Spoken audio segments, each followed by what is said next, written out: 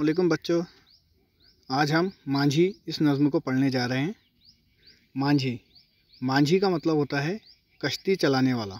मांझी का मतलब क्या होता है? देखो, कश्ती चलाने वाला। तो मेरे साथ पढ़िए और दोहराइए। अपनी नाव बढ़ा ले, अपनी नाव बढ़ा ले, अपनी नाव बढ़ा ले मांझी, अपनी नाव बढ़ा ले, अपनी नाव बढ़ा ले।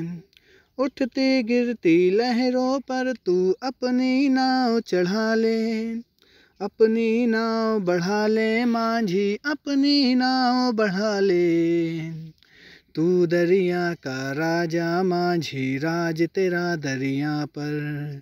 तू हिम्मत का है मत वाला, दिल में तेरे कैसा डर। खतरों ने पाला है तुझको, खतरों से क्या डरना।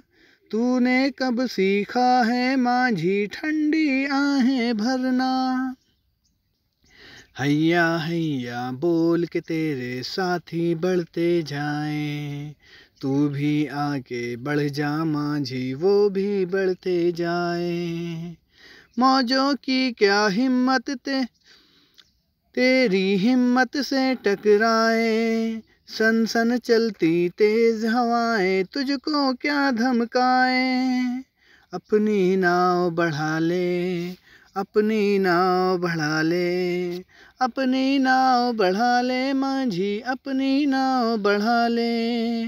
उठती गिरती लहरों पर तू अपनी नाव चढ़ा ले, अपनी नाव बढ़ा ले, अपनी नाव बढ़ा ले।